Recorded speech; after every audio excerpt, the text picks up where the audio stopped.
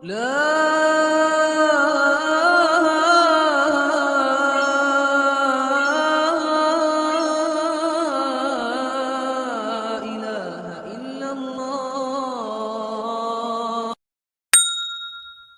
رب العزت کے ہاتھ میں ہے. تو ظاہری نظر یہ بتاتی ہے ابھی بیماری آ گئی تو یہ پریشانی کی بات ہے،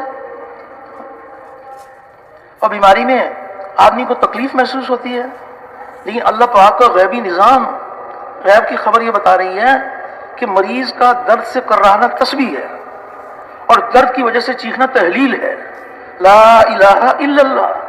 اب مریض کا سانس لینا صدقہ ہے، اور بستر پر لیٹنا عبادت ہے، اور ایک پہلو سے دوسرے پہلو میں کروٹ بدلنا. مریض جب کروٹ بدلتا ہے تو ایسا ہے جیسے اللہ کی راہ میں جہاد کر رہا ہو، اور اللہ جل شانہ فرشتوں کو حکم دیتے ہیں کہ میرے بندے کے اعمال نامے میں صحت کی حالت میں جو اعمال کرتا تھا اس سے بڑھیا اعمال کیے بغیر اس کے اعمال نامے میں لکھو. اور جب تندرست ہو کر چلنے لگتا ہے تو ایسا ہے جیسے پیدائش کے دن تھا، ایسے اللہ پاک گناہوں سے پاک کر دیتے ہیں. یہ غیب کی خبر بتا رہی ہے. کیسی کیسی غیب کی خبریں ہیں. غیب کی ہر خبر کا یقین دل میں اتر جائے. حق میں اللہ نے طاقت رکھی ہے کہ حق دکھایا نہیں جاتا، حق سمجھایا جاتا ہے، حق بتلایا جاتا ہے، لیکن دکھایا نہیں جاتا. ایمان بالغیب، جنت حق ہے. اللہ اور اس کے رسول نے جنت کے بارے میں غیب کی خبر سنائی تو ہمارا ایمان ہے جنت حق ہے.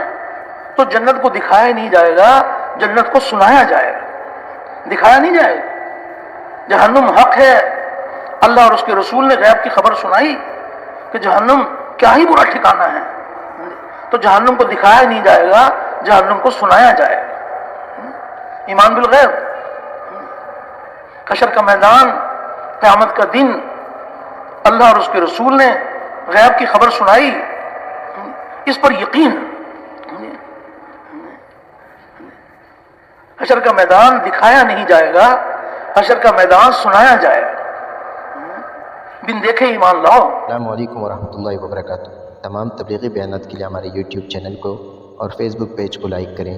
تبلیغی بیانات آفیشیل آن یوٹیوب، فیس بک. جزاکم اللہ. بسم اللہ الرحمن الرحیم. محترم دوستو، اللہ کی ذات بڑی کریم ذات ہے، اور اللہ رب العزت اپنے بندوں پر بہت ہی مہربان ہے. حق تعالی شان نے اپنے بندوں کو دنیا اور آخرت کی کامیابی کے لیے اپنے احکام نازل فرمائے ہیں، اور ہمارے نبی کریم صلی اللہ علیہ وسلم نے اللہ رب العزت کے حکموں پر چلنے کا ہمیں طریقہ بتلایا ہے. ہم سب کے سب حق تعالی شانوں کی ذات عالی پر یقین کرتے ہوئے اس کے احکامات کے پابند بن کر چلیں گے، اور نبی کریم صلی اللہ علیہ وسلم کے طریقوں کے پابند بن کر چلیں گے، تو اللہ رب العزت ہمیں دنیا میں بھی کامیاب کریں گے اور آخرت کی کامیابی بھی عطا فرمائیں گے. دونوں جہانوں کی کامیابی کا ذریعہ اللہ رب العزت کا مبارک دین ہے، اور دین کے زندہ ہونے کا ذریعہ نبی کریم صلی اللہ علیہ وسلم کی دعوت والی محنت ہے. آج سب سے پہلا درجہ دعوت والی محنت کی زندہ ہونے کا ہے. آپ صلی اللہ علیہ وسلم والی مبارک محنت زندہ ہوگی تو حق تعالی شانوں کا مبارک دین زندہ ہوگا، اور دین انسانوں کی زندگی میں آئے گا تو انسانیت جہنم کی آگ سے بچ کر جنت میں جانے والی بنے گی. تو پہلا درجہ محنت کا ہے، اور دعوت والی محنت میں سب سے پہلی بنیاد یقینوں کی تبدیلی ہے. یقین تبدیل ہو جائیں، مخلوق کا یقین دلوں سے نکل جائے، ایک حق تعالی شانوں کی ذات عالی کا یقین دلوں کی گہرائیوں میں اتر جائے. مادی اسباب سے کامیابی کا یقین دلوں سے نکل جائے، نبی کریم صلی اللہ علیہ وسلم والے عملوں سے کامیابی کا یقین دلوں میں اتر جائے. تو سب سے پہلی بنیاد یقین کا بدل جانا ہے. اور یقینوں کی تبدیلی کا بڑا ذریعہ یہ مبارک کلمہ اور کلمے کی مبارک دعوت ہے۔ کلمے کی دعوت کو لے کے پھرنا، اوروں کو پھرنے کے لیے تیار کرنا، اپنے اپنے دل میں اتارنے کی نیت کے ساتھ اللہ رب العزت کی بڑائی کے بول بولنا۔ اللہ ہی ہمارا مالک ہے، اللہ کے سوا کوئی ہمارا مالک نہیں ہے، اللہ رب العزت ہی پالنے والے ہیں، اللہ کے سوا کوئی ہمارا پالنے والا نہیں ہے۔ وہی درد مندوں کے درد دور کرنے والا، غم زدوں کا راحت رساں، مجبوروں کی پکار سننے والا، بے یار و مددگار کی مدد کرنے والا، ہر اکیلے کا ساتھی، ہر اکیلے کا ہمدم، اور اللہ اتنا قریب جو کسی سے دور نہیں۔ انسان اکیلا ہے تو اللہ شارک سے بھی زیادہ قریب، دو ہیں تو تیسرا اللہ موجود، تو اللہ اتنا قریب جو کسی سے دور نہیں، اور وہ ایسا غالب جو کسی سے مغلوب نہیں، اور ایسا پالنے والا کہ اپنے پالنے میں کسی نقشے کسی شکل کا پابند نہیں۔ ساری کی ساری مخلوق اللہ کی محتاج، اور اللہ کسی کے محتاج نہیں، اور نہ اس کی ذات میں کوئی شریک، نہ اس کی صفات میں کوئی شریک۔ وہ اپنی ذات میں بھی یکتا، اپنی صفات میں بھی یکتا، اور نہ اس کی کوئی مثال، نہ اس کا کوئی ثانی۔ اللہ کا کوئی ثانی نہیں ہے، وہ ایک ہے، اکیلا ہے، جو چاہتا ہے اپنی قدرت سے کرتا ہے، اپنے کرنے میں کسی مخلوق کا پابند نہیں ہے۔ تو اللہ جل شانہ کی عظمت اور کبریائی کے بول اتنا بولے، اتنا سنیں کہ ہمارے مردہ دل زندہ ہو جائے، اور اس بول کو لے کے پھریں، اوروں کو پھرنے کے لیے تیار کریں۔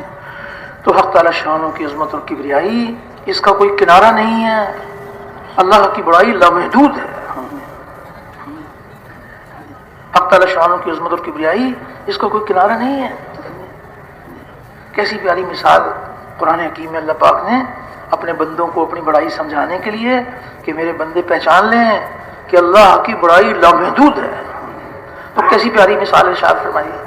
یوں آتا ہے کہ تمام دنیا بھر کے درختوں کو تراش کر قلم بنا لیں، اور موجودہ سمندر اس کی سیاہی تیار کر لیں، اور 7 سمندر اور اس کی کمک پر آ جائیں، اس کی سیاہی بھی تیار کر لیں، اور جس قدر مخلوقات ہیں، سارے فرشتے، سارے انسان، سارے جنات، ساری مخلوقات اللہ جل شانہ کی عظمت اور کبریائی، اللہ رب العزت کے کمالات لکھنا شروع کر دیں تو لکھنے والوں کی عمریں تمام ہو جائیں، اور قلم گھس گھس کر ٹوٹ جائیں، اور سمندروں کی سیاہی ختم ہو جائے، اور اللہ کی بڑائی ختم نہ ہو۔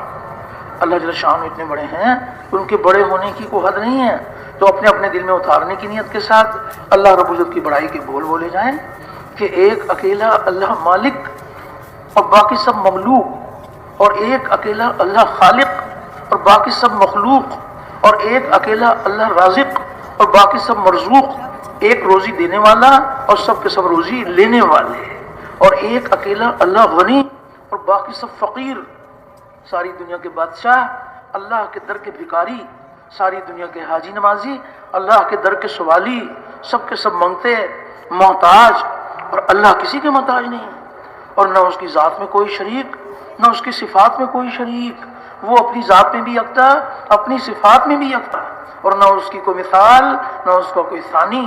اللہ کا کوئی ثانی نہیں ہے، وہ ایک ہے، اکیلا ہے، جو چاہتا ہے اپنی قدرت سے کرتا ہے، اپنے کرنے میں کسی مخلوق کا پابند نہیں ہے۔ تو اللہ جل شانہ کی عظمت اور کبریائی کے بول اتنا بولیں، اتنا سنیں کہ ہمارے سوئے ہوئے دل جاگ جائیں، اور اس بول کو لے کے پھریں اور اوروں کو پھرنے کے لیے تیار کریں۔ تو اپنے اپنے دل میں اتارنے کی نیت کے ساتھ اللہ رب العزت کی بڑائی کے بول بولے جائیں، اور اس بات کی بھی دعوت دی جائے گی کہ جہاں جہاں سے جو کچھ ہو رہا ہے وہ تنہا تنہا اللہ کی قدرت سے ہو رہا ہے۔ جہاں جہاں سے ہم دیکھتے ہیں ہونا یہاں سے تعلق نہیں رکھتا، وہ اللہ کی قدرت سے تعلق رکھتا ہے۔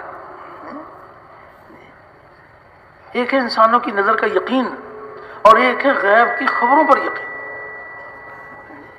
آنکھ دیکھی پر چلنے کا نام ایمان نہیں ہے، ایمان بالغیب، غیب کی باتوں پر ایمان، اللہ اور اس کے رسول نے جو غیب کی خبریں سنائیں اس پر یقین۔ نظر کچھ اور بتائے گی اور غیب کی خبر کچھ اور بتائے گی۔ جو انسانوں کی نظر بتائے گی اس کا انکار کرنا، جو غیب کی خبر بتائے گی اس کا اقرار کرنا۔ آنکھ دیکھی پر چلنے کا نام ایمان نہیں ہے، ایمان بالغیب، غیب کی باتوں پر ایمان. ظاہری آنکھ یہ بتا رہی ہے، کسی قبر کو دیکھا تو انسانوں کی نظر یہ بتا رہی ہے کہ یہ مٹی کا ڈھیر ہے. جتنے انسان بھی قبر کو دیکھیں گے سب کی نظر یہ بتائے گی کہ یہ تو مٹی کا ڈھیر ہے. اور غیب کی خبر یہ بتلا رہی ہے کہ یہ قبر جنت کے باغوں کا ایک باغ ہے یا دوزخ کے گڑھوں میں سے ایک گڑھا ہے. تو جنت کے باغوں کا باغ یہ انسانوں کی نظر نہیں بتائے گی، یہ غیب کی خبر بتائے گی. غیب کی ہر خبر کا یقین دلوں میں اتر جائے. آنکھ دیکھی پر چلنے کا نام ایمان نہیں ہے. ایمان بالغیب. ظاہری آنکھ یہ بتا رہی ہے کہ ہم نے زمین میں جان کھپائی، بیج لگایا، ہل چلایا، پانی دیا اور زمین سے غلہ نکلا. نظر یہ بتا رہی ہے کہ زمین سے غلہ نکلتا ہے. اور حق تعالی شان و غیب کی خبر ارشاد فرما رہے ہیں. اللہ رب العزت یہ فرما رہے ہیں کہ بتاؤ کھیتی تم اگاتے ہو یا کھیتی ہم اگاتے ہیں؟ تو کھیتی کون اگاتا ہے؟ تو اللہ اگاتے ہیں. نظر بتاتی ہے کہ زمین سے غلہ نکلتا ہے. تو آنکھ دیکھی پر چلنے کا نام ایمان نہیں ہے. ایمان بالغیب. کسی کی بات کو کسی کے اعتماد پر یقینی طور پر مان لینے کا نام ایمان ہے. یعنی اللہ رب العزت کی بات کو اللہ رب العزت کے اعتماد پر یقینی طور پر مان لینے کا نام ایمان ہے. اللہ کے رسول صلی اللہ علیہ وسلم کی بات کو اللہ کے رسول کے اعتماد پر یقینی طور پر مان لینے کا نام ایمان ہے. ایمان بالغیب. تو جہاں جہاں سے جو کچھ ہو رہا ہے وہ تنہا اللہ کی قدرت سے ہو رہا ہے. دو یقینوں کی ٹکر ہے، غیب کی خبروں پر یقین اور نظر پر یقین. غیب کی ہر خبر کا یقین دلوں میں اتر جائے. کیسی کیسی غیب کی خبریں ہیں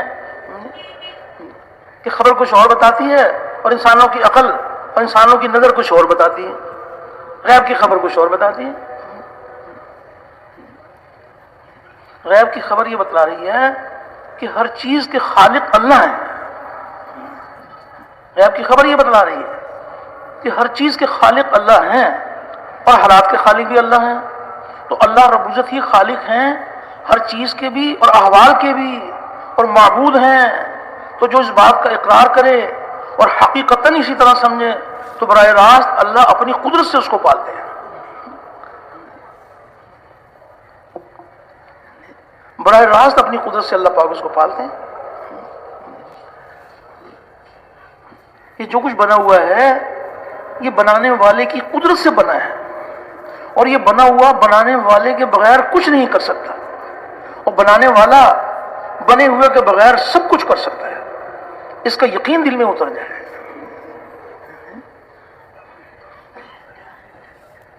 حق تعالی شان نے اپنی قدرت سے مخلوق کو بنایا ہے اور یہ بنانے والے کے قبضے میں ہے.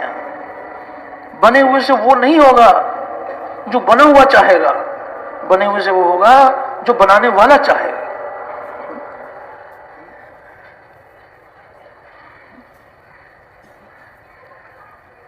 غیب کی ہر خبر کا یقین دل میں اتر جائے. کیسی کیسی غیب کی خبریں ہیں کہ جہاں نہ انسان کی عقل پہنچتی ہے نہ ان کی نظر پہنچتی ہے. اللہ اور اس کے رسول نے غیب کی خبریں سنائی. جسم میں اللہ کی طرف سے بیماری آتی ہے، صحت اور بیماری اللہ کے ہاتھ میں ہے، خوف اور امن اللہ کے ہاتھ میں ہے، کامیابی ناکامی اللہ رب العزت کے ہاتھ میں ہے. تو ظاہری نظر یہ بتاتی ہے ابھی بیماری آ گئی تو یہ پریشانی کی بات ہے اور بیماری میں آدمی کو تکلیف محسوس ہوتی ہے. لیکن اللہ پاک کا غیبی نظام غیب کی خبر یہ بتا رہی ہے کہ مریض کا درد سے کراہنا تسبیح ہے اور درد کی وجہ سے چیخنا تحلیل ہے. لا الہ الا اللہ. اب مریض کا سانس لینا صدقہ ہے اور بستر پر لیٹنا عبادت ہے اور ایک پہلو سے دوسرے پہلو میں کروٹ بدلنا. مریض جب کروٹ بدلتا ہے تو ایسا ہے جیسے اللہ کی راہ میں جہاد کر رہا ہو اور اللہ جل شان و فرشتوں کو حکم دیتے ہیں کہ میرے بندے کے اعمال نامے میں صحت کی حالت میں جو اعمال کرتا تھا اس سے بڑھیا اعمال کیے بغیر اس کے اعمال نامے میں لکھو. اور جب تندرست ہو کر چلنے لگتا ہے تو ایسا ہے جیسے پیدائش کے دن تھا. ایسے اللہ پاک گناہوں سے پاک کر دیتے ہیں. یہ غیب کی خبر بتا رہی ہے. کیسی کیسی غیب کی خبریں ہیں. غیب کی ہر خبر کا یقین دل میں اتر جائے. حق میں اللہ نے طاقت رکھی ہے کہ حق دکھایا نہیں جاتا، حق سمجھایا جاتا ہے، حق بتلایا جاتا ہے، لیکن دکھایا نہیں جاتا. ایمان بالغیب. جنت حق ہے. اللہ اور اس کے رسول نے جنت کے بارے میں غیب کی خبر سنائی تو ہمارا ایمان ہے جنت حق ہے.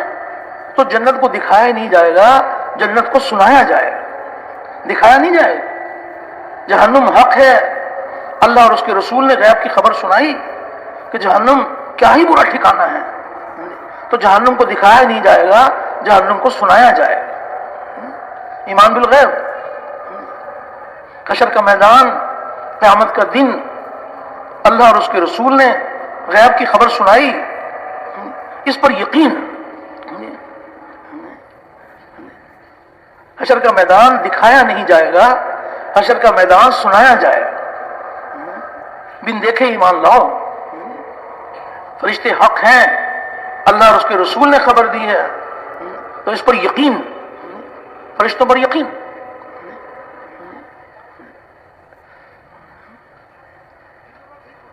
جہاں جہاں سے جو کچھ ہو رہا ہے وہ تنہ تنہ اللہ کی قدرت سے ہو رہا ہے.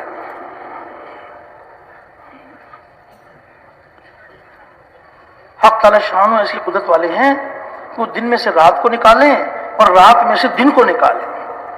خوف کے نقشوں میں امن دے دیں اور امن کے نقشوں میں خوف دے دیں. تمنگری میں سے فقر نکال دیں اور فقر میں سے تمنگری نکال دیں.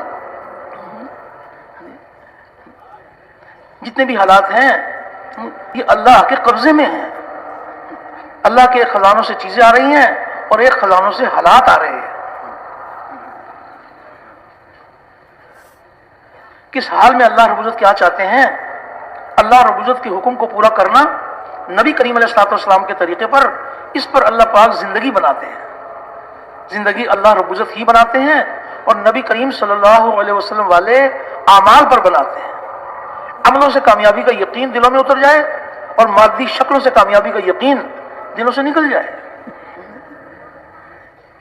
یہ جتنے بھی مادی اسباب ہمیں نظر آ رہے ہیں یہ حق تعالی شان نے یہ ہمارے امتحان کے لیے بنائے ہیں، اطمینان کے لیے نہیں بنائے. اطمینان کے لیے نبی کریم علیہ الصلوۃ والسلام کے اعمال عطا فرمائے. نظر یہ بتائے گی کہ زیادہ مال ہوگا تو زیادہ کامیابی، تھوڑا مال ہوگا تھوڑی کامیابی. بڑی ڈگری ہوگی بڑی کامیابی اور چھوٹی ڈگری ہوگی چھوٹی کامیابی. بڑی وزارت ہوگی بڑی کامیابی، چھوٹی وزارت ہوگی چھوٹی کامیابی. یہ نظر بتائے گی. اور خبر یہ بتا رہی ہے کہ کامیابی اللہ رب العزت کے ہاتھ میں ہے. اللہ کے سوا کوئی کامیابی دینے والا نہیں ہے. اور کامیابی کا ذریعہ مال، ملک، منصب، جاگیر نہیں ہے. کامیابی کا ذریعہ نبی کریم صلی اللہ علیہ وسلم والے اعمال ہیں. اعمال پر اللہ کے وعدے ہیں. دو یقینوں کی ٹکر ہے. ایک طرف مادی اسباب سے کامیابی کا یقین اور ایک طرف نبی کریم صلی اللہ علیہ وسلم والے اعمال سے کامیابی کا یقین. زندگی اللہ بناتے ہیں اور نبی کریم صلی اللہ علیہ وسلم والے اعمال پر بناتے ہیں. یہ مادی اسباب یہ امتحان کے طور پر ہیں. تاجر کو تجارت کا سبب امتحان کے طور پر دیا جاتا ہے، یہ دیکھنے کے لیے کہ یہ تاجر اپنی تجارت میں اللہ کے حکم کو نبی کے طریقے سے پورا کرتے ہیں. جس کا یقین یہ ہے کہ کامیابی کا ذریعہ نبی کریم علیہ الصلوۃ والسلام کے اعمال ہیں، وہ اگر تجارت کرے گا تو تجارت کی منڈی میں جانے سے پہلے رک جائے گا. مفتی صاحب کی خدمت میں حاضر ہوگا کہ مفتی صاحب میں یہ تجارت کرنا چاہتا ہوں، حق تعالی شان میری تجارت کی شکل کو دیکھ کر مجھے کامیاب نہیں کریں گے بلکہ وہ میرے اعمال پر کامیاب کریں گے. تو آپ مجھ پر یہ احسان فرمائیں کہ مجھے تجارت کے مسائل سکھا دیں تاکہ میں تجارت میں اللہ کا حکم، نبی کا طریقہ زندہ کروں. صرف تجارت کامیابی کا ذریعہ نہیں بنے گی بلکہ تجارت میں اللہ کا حکم نبی کے طریقے سے پورا کرنے پر اللہ پاک زندگی بنائیں گے. تو یقین کی بات ہے.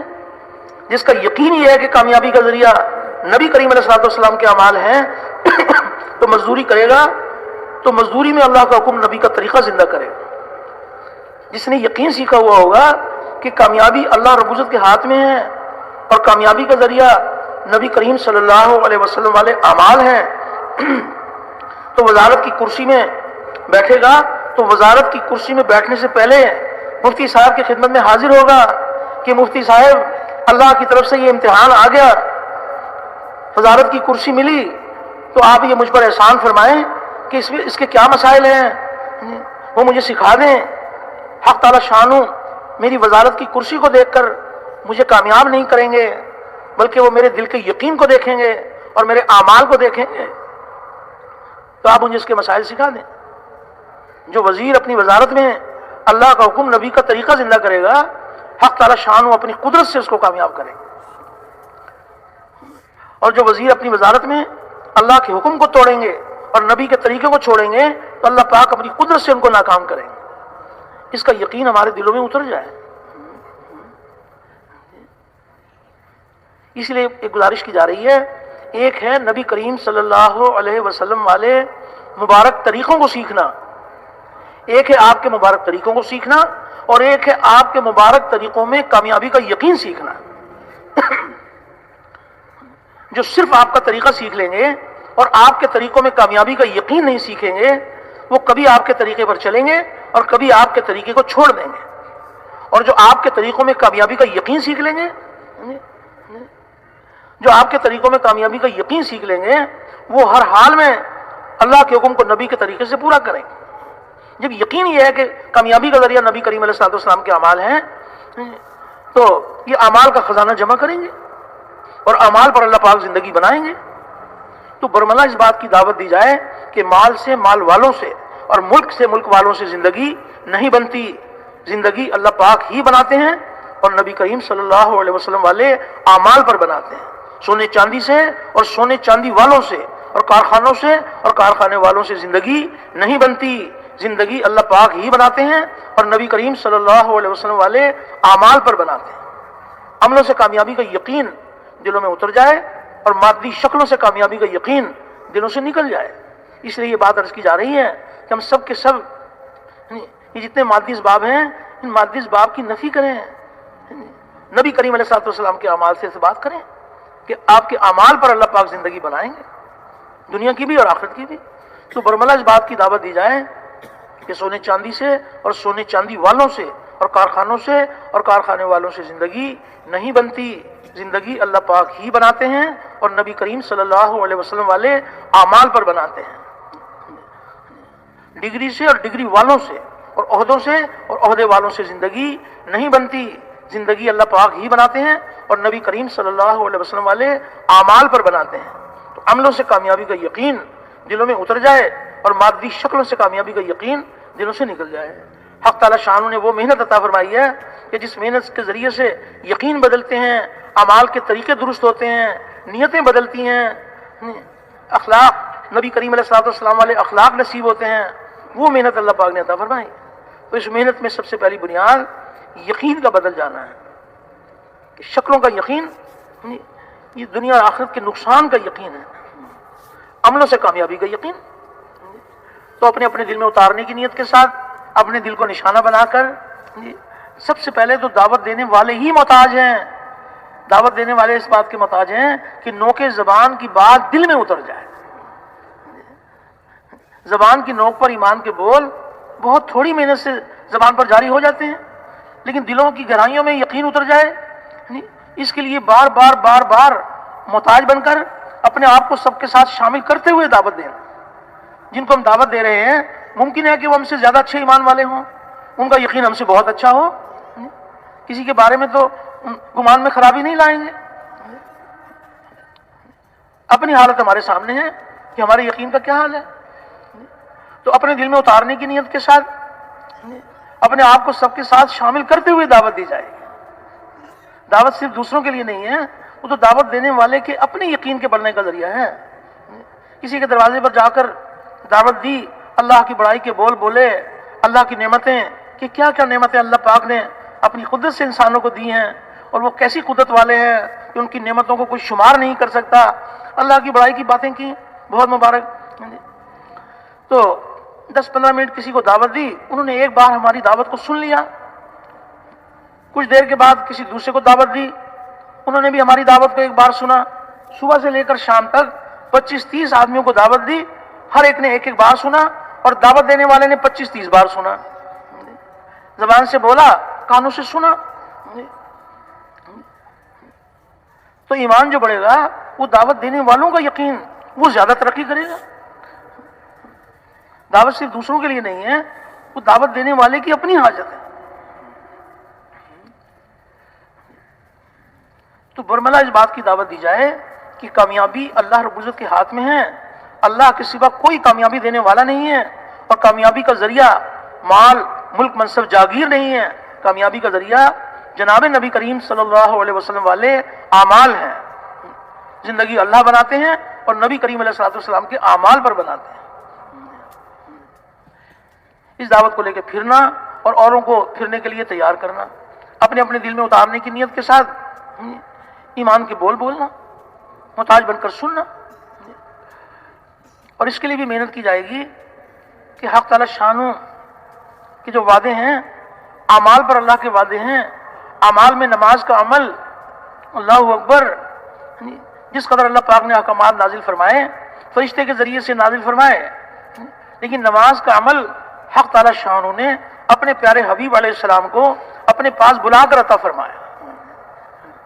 اور کیسے کیسے اللہ پاک کے وعدے ہیں، اللہ کے وعدوں کو یقین بڑھتا چلا جائے۔ کوئی ایک وعدہ نہیں ہے، نماز پر اللہ پاک کے کس قدر وعدے ہیں۔ تو نمازوں کو بڑھیا بنانے کی محنت کرنا اور اوروں کو نماز کی محنت کے لیے تیار کرنا، صرف نماز پڑھ کر اطمینان نہیں، اللہ نے توفیق دی نماز پڑھنے کی، بہت مبارک، لیکن نمازوں کو وزنی بنانے کی محنت کرنا۔ جو لوگ نماز نہیں پڑھتے ان کو نماز کے لیے تیار کریں، بہت مبارک، لیکن جو نماز پڑھنے والے ہیں وہ نمازوں پر ایسی محنت کریں کہ ان کی نماز صورت کے بدلے میں حقیقت والی نماز بن جائے۔ اللہ کے وعدے حقیقت پر ہیں اور اللہ کے وعدے پورے ہونے کے لیے ہیں۔ نمازوں کو وزنی بنانے کی محنت کرنا، جیسے فجر کی نماز ایسی ظہر کی نماز۔ تو اس میں ہماری ترقی کیا ہوئی؟ ترقی تو یہ ہے کہ ظہر کی نماز فجر کی نماز سے وزنی بن جائے۔ جو اپنی نمازوں کو بڑھیا بنانے کی محنت کریں گے اور رو رو کے اللہ پاک سے دعائیں مانگیں گے تو حق تعالی شان وہ دن دکھا دیں گے کہ نماز کی حقیقت حاصل ہو جائے گی۔ جس آن جس گھڑی نماز کی حقیقت حاصل ہو جاتی ہے، اسی آن اسی گھڑی نماز پر اللہ کے وعدے پورے ہونے شروع ہو جاتے ہیں۔ جو دنیا میں اللہ کے وعدے ہیں وہ دنیا میں پورے ہو رہے ہیں، جو آخرت کے وعدے ہیں وہ آخرت کے اندر پورے ہوں۔ لیکن نماز ہو تو نمازوں کو وزنی بنانے کی محنت کر۔ حدیث مبارک کا مفہوم ہے کہ قیامت میں سب سے پہلے نماز کا حساب ہوگا۔ جس کی نماز اچھی اور پوری نکل آئی اس کے باقی اعمال بھی اچھے اور پورے نکلیں گے، اور جس کی نماز بری ثابت ہوگی باقی اعمال بھی برے ثابت ہوں گے۔ کس قدر اللہ پاک نے رہنمائی فرما دی۔ اب اس حدیث پاک کو سن کر ہم سب کے اندر یہ فکر پیدا ہو جائے کہ وہ اچھی نماز کہ جس کی بنا پر سارے اعمال اچھے نکل آئیں گے، اس اچھی نماز کی کیا کیا خوبیاں ہیں، اور وہ ان خوبیوں کو نماز میں جمع کرنے کی محنت کرنا، تحقیق کرنا، اس بات کی تحقیق کرنا کہ جو اچھی نماز نکل آتی ہے اس کی کیا کیا خوبیاں ہیں، اس کی تحقیق کرنا اور ان خوبیوں کو نماز میں لانے کی کوشش کرنا، رو رو کے اللہ پاک سے دعائیں مانگنا کہ یا الہی ہمیں نماز کی حقیقت عطا فرما دے۔ کوئی ایک وعدہ نہیں ہے، بہت سارے وعدے ہیں۔ اب جب یہ بات فرمائی کہ جس کی نماز بری ثابت ہوگی اس کے باقی اعمال بھی برے ثابت ہوں گے، تو وہ نماز کی کون کون سی خامیاں ہیں کہ جس بنا پر نماز بری نکل آتی ہے، اس کی تحقیق کرنا، ان خامیوں کو نماز میں سے دور کرنے کی کوشش کرنا، اللہ پاک سے رو رو کے دعائیں مانگنا کہ یا الہی ہماری نماز کی خامیوں کو دور فرما دے۔ جب نماز حقیقی نماز بن جاتی ہے تو براہ راست اللہ پاک کی قدرت سے استفادہ، ایک ہے اللہ پاک کی قدرت سے بنی چیزوں سے فائدہ، اور ایک ہے براہ راست اللہ کی قدرت سے فائدہ۔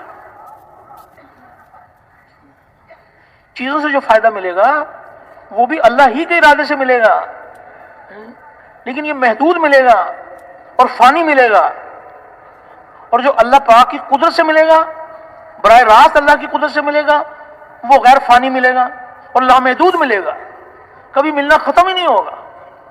اللہ کی قدرت لامحدود ہے، لامحدود فائدہ حاصل کرنے کے لیے براہ راست اللہ کی قدرت سے فائدہ حاصل کرنا۔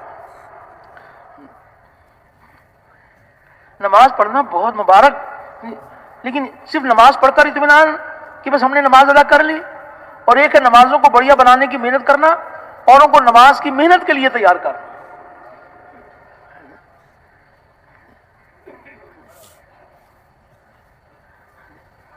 نماز کی حقیقت حاصل ہو جائے، براہ راست اللہ پاک کی قدرت سے فائدہ۔ اور نماز کے ذریعے سے فرمایا کہ تعمیل احکام کہ جسم اور جسم کے تمام حصے اللہ کے احکامات کے پابند بن جائیں۔ نماز کی حالت میں جس کا جسم اللہ کے احکامات کا بوجھ اٹھا لے گا تو نماز کے باہر بھی اللہ کے احکامات کا بوجھ اٹھا لے گا۔ جو نماز کے 10 منٹ میں جس کا جسم اللہ کے احکامات کا بوجھ نہیں اٹھا سکتا، وہ 24 گھنٹے اللہ کے احکامات کا بوجھ کیسے اٹھائے گا؟ تو جسم اور جسم کے تمام حصے اللہ کے احکامات کے پابند بن جائیں۔ عالمانہ نماز، جسم کے تمام حصے اللہ کے احکامات کے پابند۔ نماز کی حالت میں آنکھ اللہ کے حکم کی پابند، نماز کی حالت میں کان اللہ کے حکم کے پابند، دماغ اللہ کے حکم کا پابند۔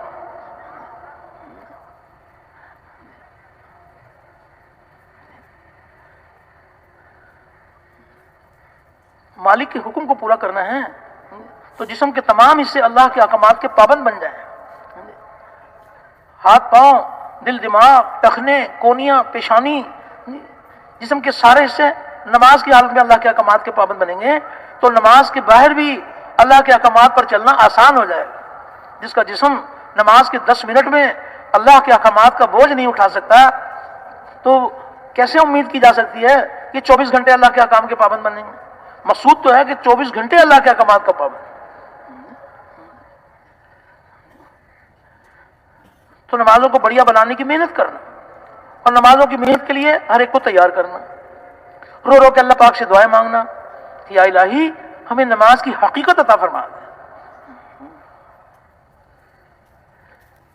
اور اس بات کی بھی محنت کی جائے گی کہ جہالت کی ظلمتیں مٹ جائیں، علم الہی کا نور دلوں کی گہرائیوں میں اتر جائے۔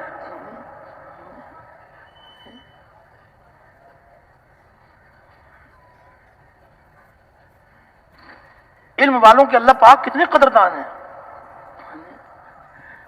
علم کا کیا درجہ ہے، علم والوں کا کیا درجہ ہے۔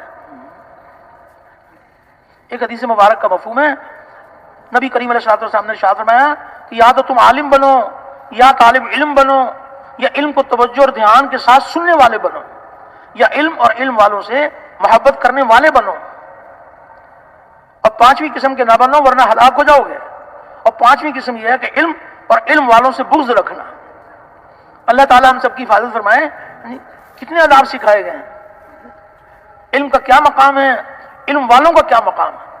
جس کے دل میں علم کی قیمت آ جائے گی تو علم والوں کی قیمت بھی اس کے دل میں آ جائے گی۔ جس کے دل میں علم کی قیمت نہیں ہوگی تو علم والوں کی قیمت بھی دل میں نہیں آئے گی۔ جہالت کی ظلمتیں مٹ جائیں، علم الہی کا نور دلوں کی گہرائیوں میں اترتا چلا جائے۔ کس قدر وعدے ہیں اللہ پاک کے، اور اللہ کے وعدے پورے ہونے کے لیے۔ علم کا صرف اللہ کے لیے سیکھنا اللہ کے خوف کے حکم میں ہے، اور علم کی تلاش میں کہیں جانا عبادت ہے۔ کتنی بڑی بات ہے۔ علم کا یاد کرنا تسبیح ہے، علم کی تحقیقات میں بحث کرنا جہاد ہے، علم کا اپنے اہل پر خرچ کرنا اللہ کے یہاں قربت ہے، اس لیے کہ علم جائز اور ناجائز کے پہچاننے کی علامت ہے، جنت کے راستوں کا نشان ہے، وحشت میں جی بہلانے والا ہے، اور سفر کا ساتھی ہے کہ کتاب کا دیکھنا دونوں کام دیتا ہے۔ اور علم تنہائی میں ایک محدث ہے، اور خوشی اور رنج میں دلیل ہے، اور دشمنوں پر ہتھیار ہے۔ اور علم کی وجہ سے یعنی علماء کا درجہ اللہ رب العزت بلند فرماتے ہیں، اس لیے کہ وہ خیر کی طرف بلانے والے ہوتے ہیں، اور علم والے ایسے امام ہوتے ہیں کہ ان کے نشان قدم پر چلا جائے، ان کے افعال کا اتباع کیا جائے۔ فرشتے علم والوں سے دوستی کرنے کی رغبت کرتے ہیں اور اپنے پروں کو برکت حاصل کرنے کے لیے یا محبت کے طور پر ملتے ہیں، اور دنیا کی ہر تر اور خشک چیز علم والوں کے لیے مغفرت کی دعا کرتی ہے، حتیٰ کہ سمندر کی مچھلیاں اور جنگل کے درندے، چوپائے، زہریلے جانور، سانپ وغیرہ تک دعائے مغفرت میں لگ جاتے ہیں۔ اور یہ اس لیے کہ علم دلوں کی روشنی ہے اور علم آنکھوں کا نور ہے، اور علم کی وجہ سے بندہ امت کے بہترین افراد تک پہنچ جاتا ہے۔ کس قدر فضائل ہیں۔ اس لیے یہ گزارش کی جا رہی ہے کہ اللہ جل شانہ ہم سب کی تربیت فرمائے کہ یہ جو کچھ بنیادیں ہیں، ان بنیادوں کے اوپر محنت کی جائے گی تو دین پر چلنے کی استعداد پیدا ہو۔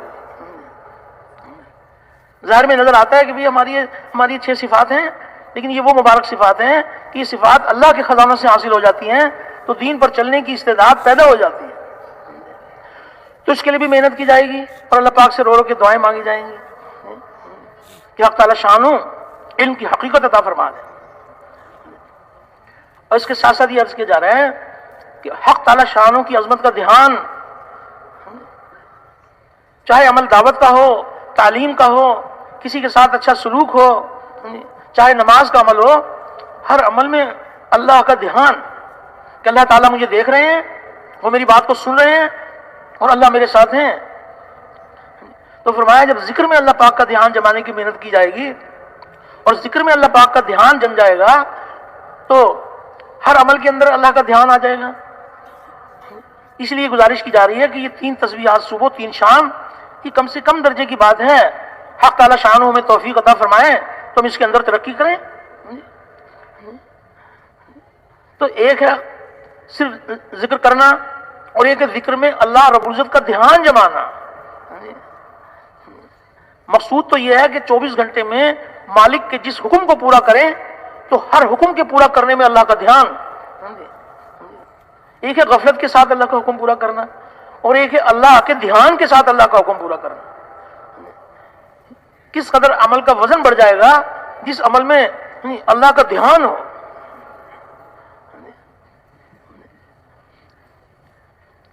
جب ذکر میں دھیان جمے گا باقی اعمال میں بھی دھیان آ جائے گا، اور ذکر میں دھیان نہیں جمے گا تو باقی اعمال میں دھیان کیسے آ جائے گا؟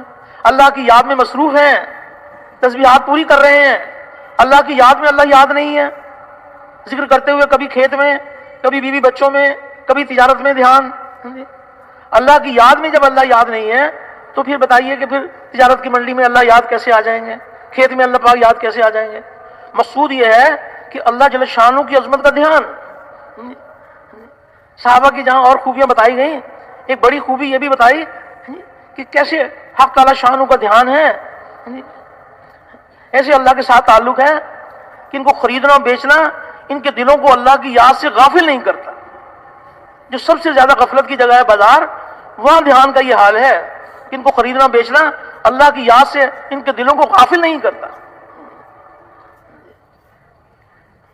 تو ذکر اللہ میں دھیان جمے گا تو باقی اعمال میں بھی دھیان آ جائے گا۔ اور ذکر والوں کے کیا کیا فضائل ہیں۔ ایک روایت میں آتا ہے کہ اللہ پاک نے فرمایا کہ میرا ذکر کرنے والے میرے اپنے آدمی ہیں اور میں ان کو اپنی رحمت سے دور نہیں کرتا۔ اگر یہ اپنے گناہوں سے توبہ کریں تو میں ان کا حبیب ہوں، اور گناہوں سے توبہ نہ کریں تو میں ان کا طبیب ہوں، ان کو کسی پریشانی میں مبتلا کر کے ان کو گناہوں سے پاک کر دوں۔ تو ذکر والوں پر اللہ پاک اتنے مہربان ہیں۔ جو لوگ اللہ کے ذکر کے لیے مجتمع ہوں اور ان کا مقصود صرف اللہ ہی کی رضا ہو تو آسمان سے ایک فرشتہ ندا کرتا ہے کہ تم لوگ بخش دیے گئے اور تمہارے گناہوں کو نیکیوں سے بدل دیا۔ حق تعالی شانہ کہ ہاں بڑی قدردانی ہے، اور مالک کے ہر حکم کو پورا کرنا ذکر ہے۔ حال کے امر کی پہچان کہ جس وقت میں مالک کا جو حکم ہے اس حکم کو پورا کرنا اللہ کا ذکر ہے۔ تو اس کے لیے بھی محنت کرنا، اوروں کو محنت کے لیے تیار کرنا اور رو رو کے دعائیں مانگنا کہ یا الہی ہمیں ذکر اللہ کی حقیقت عطا فرما دے۔ صرف یہ 6 باتیں صرف زبان کے بولنے کے لیے نہیں ہیں، بلکہ ان صفات کو اپنے اندر بھی لانا ہے اور پوری امت کے اندر ان صفات کو لانے کی محنت کرنی ہے۔ اس کے لیے بھی محنت کی جائے گی۔ اس کے ساتھ ساتھ جس مخلوق کے ساتھ بھی ہمارا معاملہ ہو، ہر ایک کے ساتھ نبی کریم صلی اللہ علیہ وسلم والی پابندیوں کے ساتھ حسن سلوک، حق تعالی شانو نے جتنے بھی احکامات نازل فرمائے ہیں، مالک کا ہر حکم اللہ پاک کے خزانوں سے دنیا آخرت کی کامیابی لینے کا ذریعہ ہے۔ کچھ احکامات ایمانیات کے بارے میں اللہ پاک نے نازل فرمائے، کچھ احکامات عبادات کے بارے میں نازل فرمائے، اور بہت سارے احکامات اللہ جل شانو نے اپنے بندوں سے متعلق نازل فرمائے۔ تو حق تعالی شانو کے وہ احکامات جو اللہ تعالیٰ نے اپنے بندوں کے لیے عطا فرمائے ہیں، ان احکامات کو نبی کریم علیہ الصلوۃ والسلام علی پابندیوں کے ساتھ پورا کرنا۔ اخلاق والوں کے اللہ پاک بڑے قدردان ہیں۔ اخلاق کس چیز کا نام ہے؟ اخلاق اللہ کی صفات کا نام ہے۔ اللہ جل شانو رحم کرنے والے ہیں، ہم بھی اللہ کے بندوں کے اوپر رحم کریں گے۔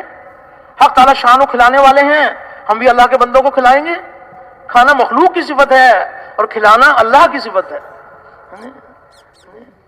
حق تعالی شانو پردہ پوشی فرمانے والے ہیں، ہم بھی اللہ کے بندوں کی پردہ پوشی کریں گے۔ اخلاق کس چیز کا نام ہے؟ حق تعالی شانو کے مبارک اخلاق، حقیقی اخلاق اللہ کے اخلاق ہیں، بندوں کے پاس اللہ کی عطا ہے، عطائی ہیں۔ نبی کریم علیہ الصلوۃ والسلام نے فرمایا تخلقوا باخلاق اللہ، کہ اللہ والے اخلاق اپناؤ، اللہ والے اخلاق اپناؤ۔ اللہ جل شانو رحم کرنے والے ہیں، ہم بھی اللہ کے بندوں پر رحم کریں گے۔ اللہ رب العزت معاف کرنے والے ہیں، ہم بھی اللہ کے بندوں کو معاف کریں گے۔ تو جو بندوں سے متعلق احکامات ہیں، جب ان کو پورا کیا جائے گا، جہاں آخرت کی بڑی کامیابی ملے گی، دنیا ہی کے اندر اللہ پاک پاکیزہ ماحول عطا فرمائیں گے۔ دلوں کے جوڑ کا ذریعہ اللہ جل شانو کے احکامات ہیں۔ جو بندوں سے متعلق اللہ نے احکامات نازل فرمائے ہیں، وہ احکامات جب زندہ ہوں گے تو پاکیزہ معاشرہ قائم ہوگا۔ اللہ اکبر، کیسے حکیم ہے اللہ رب العزت، کہ کیسے احکام عطا فرمائے۔ گھر میں چھوٹے بھی ہیں بڑے بھی ہیں، تو بڑوں کو جو احکامات عطا فرمائے ہیں چھوٹوں کے بارے میں، تو بڑے اللہ کے حکم کو پورا کریں تو چھوٹے خوشحال ہو جائیں۔ چھوٹوں کو وہ احکامات عطا فرمائے کہ چھوٹے بڑوں کے بارے میں اللہ کے حکم کو پورا کریں تو بڑے خوشحال ہو جائیں۔ ایسے مبارک احکامات ہیں جو دلوں کے جوڑ کا ذریعہ ہیں۔ چھوٹوں کو یہ حکم ہے کہ بڑوں کا ادب کریں،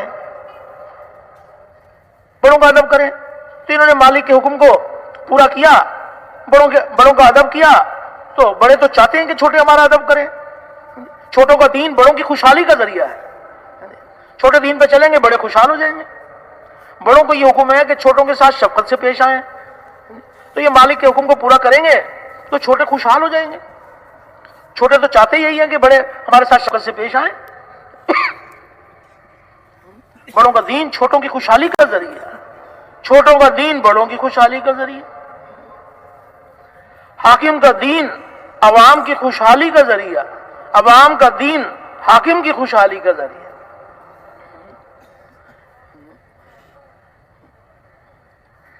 عوام کو یہ حکم ہے کہ یہ ان کی اطاعت کریں حاکموں کی،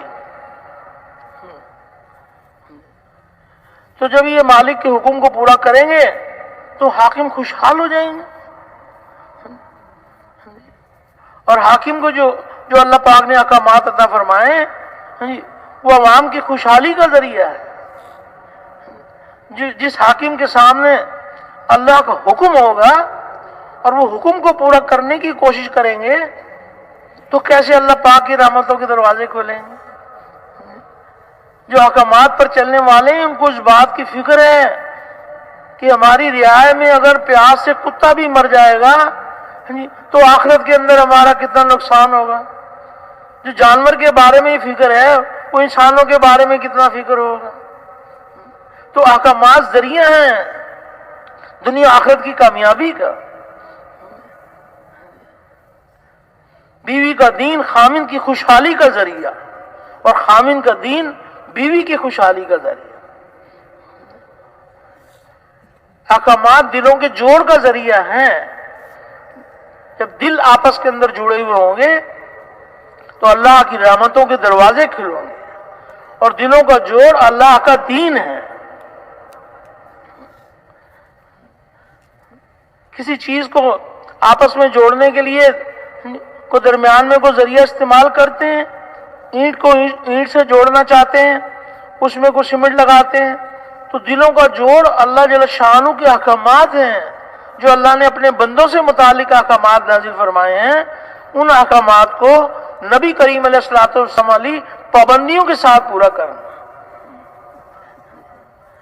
ایک ہے لینے کا جذبہ اور ایک ہے دینے کا جذبہ۔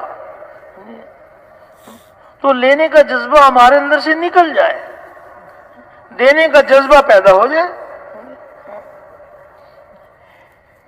ایک ہے لینے کا جذبہ کہ بھی میرا حق ادا کرو، بس اپنے حق کا مطالبہ ہے کہ میرا حق ادا کرو۔ اور ایک یہ ہے کہ میرے ذمے جس کا حق ہے تو وہ حق ادا ہو جائے۔ اگر سب کے سب حقوق کی ادائیگی کرنے والے بن جائیں گے تو کسی کا بھی حق باقی نہیں رہے گا، پاکیزہ معاشرہ قائم ہوگا، اور سب کے سب اپنے حق کا مطالبہ کریں اور کوئی کسی کا حق ادا نہ کرے تو آپس کے اندر رنجشیں بڑھ جائیں گی، فساد پیدا ہو جائے گا۔ تو ایک ہے لینے کا جذبہ اور ایک ہے دینے کا جذبہ کہ میرے ذمے جس کا جو حق ہے وہ مجھے دینا ہے۔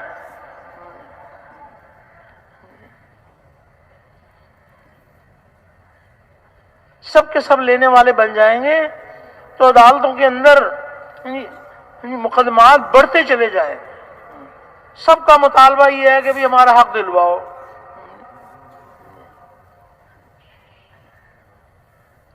کسی اچھے دور کا واقعہ ہے، حدیث مبارک میں واقعہ آتا ہے کہ جب سب کا جذبہ اللہ کے احکامات پر چلنے کا، اللہ کے دین پر چلنے کا جذبہ ہے، اللہ والا جذبہ کہ بس ایک کی مان کے چلیں گے، تو دینے کا جذبہ۔ تو یہ واقعہ روایت میں آتا ہے کہ کسی شخص نے اپنی زمین فروخت کی تو خریدنے والے نے خرید لی، بیچنے والے نے بیچ دی، زمین اس کو مل گئی، زمین کی قیمت اس کو حاصل ہو گئی، بیچنے والے کو۔ آگے چل کر جس نے زمین خریدی تھی اس کو زمین میں کچھ گڑھا نکالنے کی نوبت آئی۔ اس نے جو زمین میں گڑھا نکالا تو وہاں سے مال خزانہ نکل آیا۔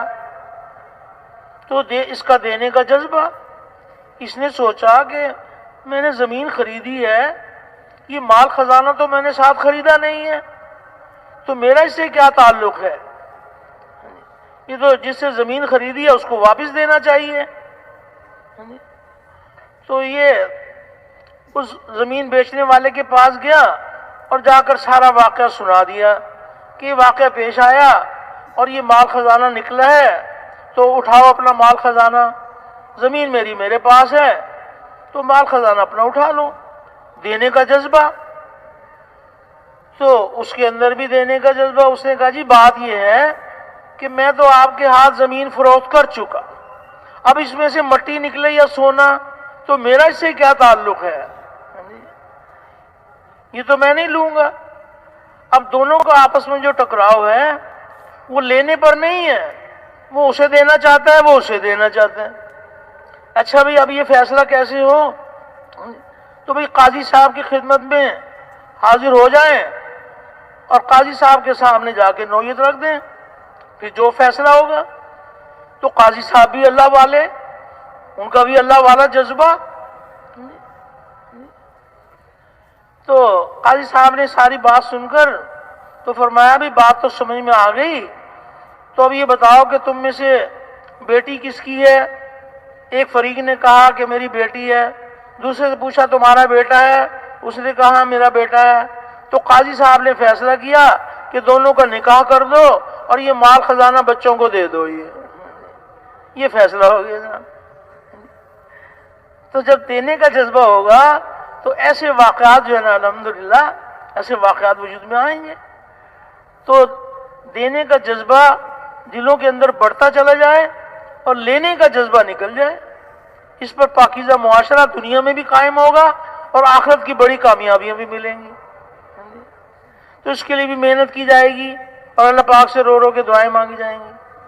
اور اس کے ساتھ ساتھ جو بھی ہمارا عمل ہو، چاہے دعوت کا عمل ہو، تعلیم کا عمل ہو، اللہ کا ذکر ہو، نماز کا عمل ہو یا کسی کے ساتھ اچھا سلوک ہو، ہر عمل میں اللہ جل شانہ کو راضی کرنے کا جذبہ۔ جو عمل اللہ کی رضا کے لیے کیا جاتا ہے وہ عمل حق تعالی شان اس کو پسند فرماتے ہیں، اسے قبول فرماتے ہیں۔ صرف عمل کرنا کافی نہیں ہے، بلکہ اعمال اللہ کو پسند آ جائیں۔ جو اعمال اللہ جل شانہ کو پسند آ گئے، اللہ پاک راضی ہو گئے، جس کو اللہ مل گئے اسے سب کچھ مل گیا، اور جس کو اللہ نہ ملے اسے کچھ بھی نہ ملا۔ تو اس کے لیے بھی محنت کی جائے گی، اوروں کو محنت کے لیے تیار کیا جائے گا، تاکہ حق تعالی شانہ اخلاص کا نور ہمارے دلوں کے اندر بڑھتا چلا جائے۔ اخلاص کے ساتھ جو اعمال کیے جاتے ہیں تو اللہ جل شانہ کے ہاں وہ اعمال اللہ کے ہاں قبول ہو جاتے ہیں۔ تو اس کے لیے بھی محنت کی جائے گی۔ اس کے ساتھ ساتھ ہم سب کا ایمان ہے کہ ہمارے نبی کریم علیہ الصلوۃ والسلام آخری نبی ہیں۔ آپ کے آخری نبی ہونے کی بنا پر نبیوں والا کام، نبیوں والی محنت نبی کریم علیہ الصلوۃ والسلام کی پوری امت میں منتقل کی گئی ہے۔ کس قدر اللہ جل شانہ اس امت پر مہربان ہے کہ اس امت کو اللہ پاک نے نبیوں والا کام، خاتم النبیین والی مبارک محنت آپ کی امت کو عطا فرمائی ہے۔ اس امت کے کتنے فضائل ہیں کہ تمام امتوں میں سے چنی ہوئی امت ہے، تمام امتوں میں سے چنی ہوئی امت ہے کہ اس امت کو اللہ پاک نے نبیوں والا کام عطا فرمایا۔ تو آج محنت اس بات کی ہو رہی ہے کہ ہر امتی کو اس ذمہ داری کا احساس دلا کر اس مبارک کام کے سیکھنے کے لیے تیار کرنا۔ جو ذمہ داری اللہ پاک نے امت کو عطا فرمائی ہے، امت جب اس ذمہ داری کو پورا کرے گی تو اللہ جل شانہ اپنی قدرت سے اللہ رب العزت پورے عالم میں پورے دین کو زندہ فرمائیں گے، پورے دین کو زندہ فرمائیں۔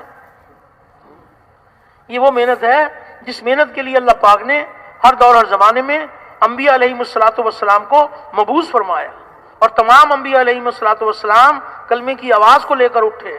اللہ کے غیر سے ہو جانے کا سارے ہی نبیوں نے انکار کیا، اللہ پاک کی قدرت سے سب کچھ اور ہر طرح ہو جانے کو سارے ہی نبیوں نے بتلایا، اور اللہ پاک کی لامحدود قدرت سے فائدے حاصل کرنے کے لیے انبیاء علیہم الصلوۃ والسلام نے اعمال کے طریقے بتلائے، وہ اعمال بتلائے جن اعمال پر اللہ پاک راضی ہو کر دنیا اور آخرت کی کامیابیوں کے دروازے کھولتے ہیں، وہ اعمال بتلائے۔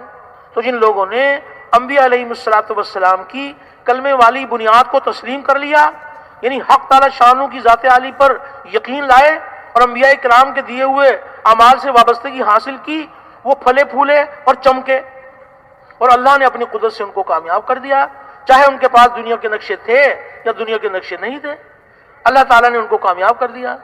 اور جن لوگوں نے انبیاء علیہم الصلوۃ والسلام کی کلمے والی بنیاد کو تسلیم نہیں کیا، یعنی حق تعالی شانہ کی ذات عالی پر یقین لانے کی بجائے اللہ کے غیر پر یقین کیا، جی چاہی زندگی گزاری، تو اللہ پاک نے اپنی قدرت سے ان کو ہلاک اور برباد کر دیا، چاہے ان کے پاس دنیا کے نقشے تھے یا دنیا کے نقشے نہیں تھے، اللہ تعالیٰ نے ان کو ہلاک کر دیا۔ تو سب کے آخر میں سب کے سردار حضرت محمد صلی اللہ علیہ وسلم کو اللہ رب العزت نے اسی کلمے کی بنیاد پر اٹھایا، جس کلمے کی بنیاد پر پہلے انبیاء علیہ الصلوۃ والسلام تشریف لائے، وہی مبارک کلمہ ہمارے نبی کریم علیہ الصلوۃ والسلام لے کر تشریف لائے۔ لیکن آپ کی محنت کا میدان اور پہلے نبیوں کی محنت کا میدان، پہلے نبیوں کی محنت کا میدان ایک قوم، ایک قبیلہ، ایک شہر، ایک گھر، اور خاتم الانبیاء کی محنت کا میدان ایک قوم، ایک قبیلہ نہیں ہے، ایک شہر، ایک بر اعظم نہیں ہے۔ آپ صلی اللہ علیہ وسلم کی محنت کا میدان تمام عالم بھر کے انسان اور قیامت تک آنے والے سارے انسان نبی کریم علیہ الصلوۃ والسلام کی محنت کا میدان قرار دیے گئے۔ آپ کی محنت اس قدر جامع محنت ہے کہ تمام عالم بھر کے انسان اور قیامت تک آنے والے سارے انسان آپ کی محنت کا میدان قرار دیے گئے۔ تو ہمارے نبی کریم علیہ الصلوۃ والسلام کو اللہ رب العزت نے جس قدر محنت کا میدان وسیع عطا فرمایا، اسی قدر عملہ بھی وسیع عطا فرمایا، اتنا وسیع عملہ عطا فرمایا کہ ہر کلمہ پڑھنے والے کو نبی کریم علیہ الصلوۃ والسلام کی محنت کے ساتھ جوڑ دیا گیا۔ کتنی بڑی بات ہے۔ حق تعالی شانہ یہ فرما رہے ہیں کہ میرے حبیب آپ کہہ دیجئے کہ یہ ہے میری راہ، یہ ہے میری راہ کہ میں لوگوں کو اللہ کی طرف بلاتا ہوں اعتماد کے ساتھ، یقین کے ساتھ، اور میرا بھی یہی راستہ ہے، اور جس نے میرا اتباع کیا یعنی جو بھی مجھ پر ایمان لے آیا اس کا بھی یہی راستہ ہے۔ ہر کلمہ پڑھنے والے کو نبی کریم علیہ الصلوۃ والسلام کی محنت کے ساتھ جوڑ دیا گیا۔ جس مبارک کام کے لیے حق تعالی شانہ نے خاتم الانبیاء کو مبعوث فرمایا، اسی مبارک کام کے لیے آپ کے ساتھ ایک امت کو بھی مبعوث فرمایا، امت مبعوثہ۔ کس قدر اللہ جل شانہ اس امت پر مہربان ہے۔ تو آج محنت اس بات کی ہو رہی ہے کہ نبی کریم علیہ الصلوۃ والسلام کا ہر امتی، ہر کلمہ پڑھنے والا نبی کریم علیہ السلام کی مبارک محنت کو اپنی محنت بنا لیں، آپ کے کام کو اپنا کام بنا لیں۔ یہ بڑی خوبی کی بات ہے کہ حق تعالی شاہ نے جس مقصد کے لیے اس امت کو چنا ہے، امت اس مقصد کے اوپر آ جائے۔ ذمہ داری کا پورا کرنا یہ اللہ کے خزانوں سے لینے کا ذریعہ ہے، کوئی ایک ہی ذمہ داری نہیں ہے، اور بھی ذمہ داریاں ہیں، لیکن یہ ایسی ذمہ داری ہے کہ ذمہ داری کو پورا کریں تو اور مزید جتنی بھی ذمہ داریاں ہیں ان ذمہ داری کو پورا کرنے کا شوق پیدا ہو جائے۔ یہ ایسی ذمہ داری ہے۔ تو ایک ہے ایک شہر کو سامنے رکھ کر ایک شہر کی ذمہ داری کا احساس ہو، جو شہر کی ذمہ داری کا احساس ہوگا تو شہر کے اعتبار سے اللہ کی مدد آئے گی، اور جو پورے ملک کو سامنے رکھ کر پورے ملک کی ذمہ داری کا احساس ہوگا تو پورے ملک کے اعتبار سے اللہ کی مدد آئے گی، اور جو سارے عالم کی ذمہ داری کا احساس ہوگا تو سارے عالم کے اعتبار سے اللہ کی مدد آئے گی۔ اللہ کی مدد ذمہ داری کے بقدر آئے گی، جس درجے کی ذمہ داری اس درجے کی مدد۔ جو قیامت تک آنے والے انسانوں کو سامنے رکھ کر اس ذمہ داری کو پورا کریں گے تو اللہ کی مدد قیامت تک آنے والے زمانے کے اعتبار سے اللہ کی مدد کے دروازے کھلیں گے۔ تو ذمہ داری پر اللہ جل شانہ سمجھ بوجھ بھی عطا فرماتے ہیں۔ سمجھ بوجھ سب کو برابر کی نہیں ملے گی، وہ ذمہ داری کے بقدر ملے گی۔ جو سارے عالم کے انسانوں کی ذمہ داری ہوگی تو سارے عالم کے اعتبار سے اللہ پاک یہ سمجھ بوجھ عطا فرمائیں گے کہ کس قوم کو کس قوم کے ذریعے سے اٹھایا جائے، کس ملک والوں کو کس ملک والوں کے ذریعے سے اٹھایا جائے، پھر اس چٹائیوں پر بیٹھ کر یہ ساری دنیا کا نقشہ بنائیں۔ جہاں تک جا سکتے ہیں وہاں تک جائیں گے، اور جہاں تک نہیں جا سکتے وہاں تک جانے والوں کو تیار کریں۔ یہ سمجھ بوجھ اللہ عطا فرمائیں گے۔ تو یہ بات عرض کی جا رہی ہے کہ حق تعالی شانہ نے اس امت کو کس قدر کتنی فضیلت عطا فرمائی کہ تمام امتوں میں سے بہترین امت ہے۔ یہ گزارش کی جا رہی ہے کہ اللہ پاک ہم سب پر یہ کرم فرما دیں کہ پوری کی پوری امت نبی کریم علیہ السلام کی محنت کو اپنی محنت بنا لیں، آپ کے مبارک کام کو اپنا کام بنا لیں۔ کس قدر صاحب نصیب ہیں وہ محنت کرنے والے جو دعوت کے کسی تقاضے کو قربان نہیں کرتے۔ سارے تقاضے دعوت کے تقاضے کے تابع ہیں، لیکن دعوت کا کام، دعوت کا کوئی تقاضا وہ ہماری حاجتوں کے تابع نہیں ہے۔ حاجتیں قربان ہوں گی، حاجتوں کو قربان کریں گے، لیکن دین کی محنت کے کسی تقاضے کو قربان نہیں کریں گے۔ اس کام کو کام بنانے والے وہ ہیں کہ جو اس کو اوڑھنا بچھوڑنا بنا لیں، اس کے کسی تقاضے کو قربان نہ کریں۔ ایک طرف مال کمانے کی محنت ہے، ایک طرف انسانوں کے دلوں میں اللہ رب العزت کو بسانے کی محنت ہے۔ دونوں کام ایک وقت میں جمع ہو گئے۔ مال کمانے کے تقاضے کو قربان کریں، دین کی محنت کے کسی تقاضے کو قربان نہ کریں۔ تو آج محنت اس بات کی ہو رہی ہے کہ حق تعالی شانہ نبی کریم علیہ السلام کی مبارک محنت میں آپ کا طریقہ زندہ ہو، اور انسانی زندگی کے تمام شعبوں میں نبی کریم علیہ السلام کے طریقے چالو ہو جائیں۔ جب آپ کی مبارک محنت میں آپ کا طریقہ زندہ ہوگا تو جتنے بھی انسانی شعبے ہیں ان سارے شعبوں میں اللہ کے احکامات زندہ ہوں گے، اللہ کے احکامات زندہ ہوں گے۔ تو اس مبارک کام میں قربانیاں ہیں جو نبی کریم علیہ السلام اور صحابہ کی طرز کے اوپر قربانیاں کی جائیں گی تو اللہ جل شانہ کی رحمتوں کے دروازے کھلیں گے، اللہ پاک کی مدد کے دروازے کھلیں گے۔ صحابہ کے مبارک دور میں یہ محنت کیسی قربانیوں کے ساتھ کی جا رہی تھی، تو وہ نقشہ ہم سب کے سامنے ہو۔ صحابہ کے مبارک دور میں جہاں کے لیے کہا جائے، جتنے وقت کے لیے کہا جائے، جس کے ساتھ کہا جائے، جس حال میں کہا جائے، سارے مشاغل چھوڑ کر اللہ کی راہ میں نکل جائیں، جو پاس ہو وہ لے لیں۔ صحابہ کے دور میں ایسی قربانیوں کے ساتھ محنت کی گئی ہے۔ ایک طرف تجارت کا تقاضا ہے، ایک طرف دین کی محنت کا تقاضا ہے، تو صحابہ کے دور میں یہ بڑی خوبی کی بات ہے کہ اللہ کا حکم نبی کے طریقے سے اگر کسی شعبے میں لگے ہوئے ہیں، جب محنت کا تقاضا آ جائے تو سارے تقاضے قربان۔ حق تعالی شانہ کے ہاں بڑی قدردانی ہے جو اللہ کا کلمہ دنیا میں بلند ہو اور کفر کا کلمہ پست ہو اور انسانیت جہنم کی آگ سے بچ کر جنت میں جانے والے بن جائے۔ اس کے لیے جو قربانیوں کے ساتھ اس کام کے اندر آگے بڑھیں گے، اللہ جل شانہ دین تو اللہ اپنی قدرت سے زندہ کریں گے۔ صاحب نصیب ہیں وہ لوگ جن لوگوں کو اللہ پاک دین کے زندہ ہونے کا ذریعہ بنا لیں۔ تو دین ہماری زندگی میں آ جائے، پوری انسانیت کی زندگی میں آ جائے، اس کے لیے جناب نبی کریم علیہ السلام کے طریقے پر محنت کرنا، آپ کی محنت میں آپ کا طریقہ زندہ ہو اور انسانی زندگی کے تمام شعبوں میں نبی کریم علیہ السلام کے مبارک طریقے زندہ ہو جائیں۔ اس کے لیے دور اور دیر کے لیے اللہ کے راستے میں نکلنا، مقام پر رہتے ہوئے بھی اس بات کی فکر کرنا کہ ہماری بستی مدینہ منورہ کا نمونہ بن جائے، ہماری مسجد نبوی کا نمونہ بن جائے۔ نبی کریم علیہ الصلوۃ والسلام کے مبارک زمانے میں مسجد نبوی میں جو دن میں اعمال ہو رہے تھے، وہ مبارک اعمال دن میں ہماری مساجد میں شروع ہو جائیں۔ نبی کریم علیہ الصلوۃ والسلام کے مبارک زمانے میں مسجد نبوی میں جو راتوں کو اعمال ہو رہے تھے، وہ مبارک اعمال راتوں کو تمام دنیا بھر کی مساجد میں شروع ہو جائیں۔ بستی میں جتنے بھی طبقات ہیں وہ سب کے سب نبی کریم علیہ الصلوۃ والسلام کے کام کے لیے بھیجے ہوئے امتی ہیں، اور نبی کریم علیہ الصلوۃ والسلام کا کام ان کا کام ہے۔ ہم کیسے محنت کریں کہ ہماری بستی کے تمام طبقات نبی کریم علیہ الصلوۃ والسلام کی محنت کو اپنی محنت بنا لیں، آپ کے کام کو اپنا کام بنا لیں، اور دعوت والے کام میں سے کچھ فرصت ملے تو تاجر دعوت والے کام میں سے کچھ وقت نکال کر اللہ کا حکم نبی کے طریقے پر تجارت بھی کر لیں۔ تجارت بھی انسانی زندگی کا شعبہ ہے۔ دعوت والے کام میں سے کچھ وقت نکال کر مزدوری کر لیں، مزدوری بھی انسانی زندگی کا شعبہ ہے، اس میں اللہ کا حکم نبی کا طریقہ زندہ کریں۔ ایک ہی ہے تجارت میں سے وقت نکال کر دعوت کا کام کرنا، اور ایک ہے دعوت والے کام میں سے کچھ وقت نکال کے تجارت کرنا۔ تو کس قدر صاحب نصیب ہیں جو دعوت کے کام کو کسی تقاضے کے تابع نہیں کرتے، سارے تقاضے دعوت کے تقاضے کے پابند، اور دعوت کا تقاضا کسی تقاضے کا پابند نہیں ہے۔ تو یہ بات عرض کی جا رہی ہے کہ ایک ہے اس کام میں چلہ لگانا، 3 چلے لگانا، سال لگانا، 7 مہینے لگانا، اور ایک ہے دعوت والے کام کو اپنی زندگی کا مقصد بنا کے کرنا۔ تو سارے بھائی اس کو مقصد بنانے کے لیے تیار ہیں؟ اللہ پاک آپ کے عظم ارادوں کو قبول فرمائے، بڑی بات ہے۔